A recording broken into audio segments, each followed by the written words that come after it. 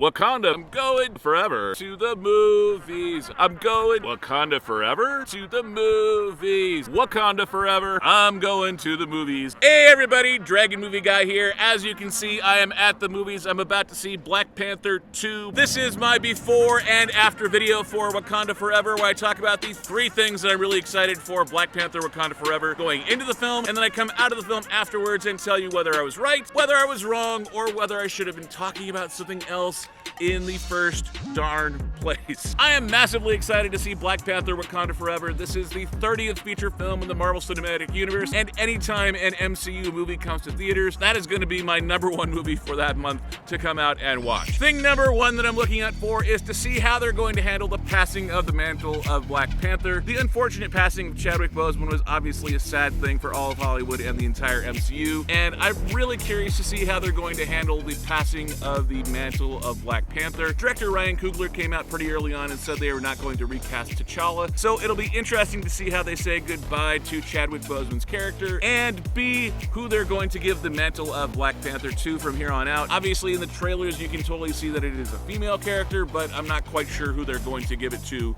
as of yet. Thing number two that I'm going to be on the lookout for is the quality of the CGI. Anyone who watches my videos knows that I'm not a huge fan of CGI, and with all of the complaints that were going on with She-Hulk about the quality of the CGI and digital artists being stretched too thin, I am really worried about the quality of the CGI, as the trailers didn't look the greatest compared to the first film and compared to MCU films in general. Especially of note, the wings on Namor's boots, on his shoes, do not look good. This might be the first time that I say that an MCU movie doesn't look as good as the DCEU, because Aquaman looked phenomenal.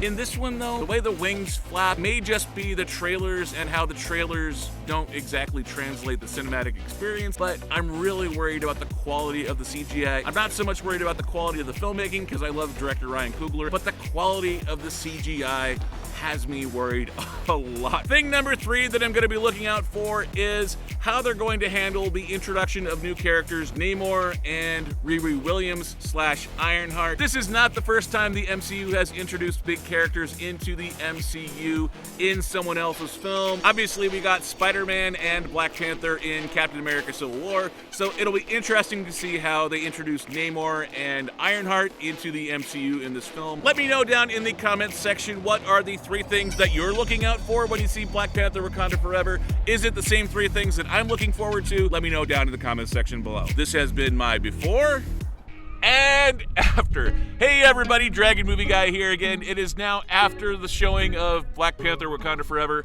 I'm gonna make this really quick because it's actually surprisingly cold here in Las Vegas.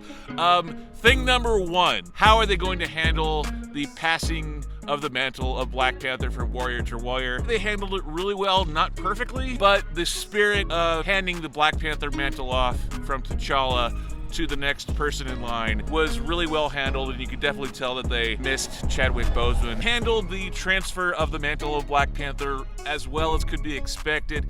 Clearly this is not what they planned for the character when they planned out the series of movies for Black Panther and for the MCU. Chadwick Boseman's death kind of forced their hand, but this film had so much to do that it couldn't just focus on that transfer of the mantle from warrior to warrior. Thing number two, overall the CGI in this film is really solid, but the thing that I was worried about was the wings on Namor's feet that allow him to fly with his Mercury wings. The wings don't look good.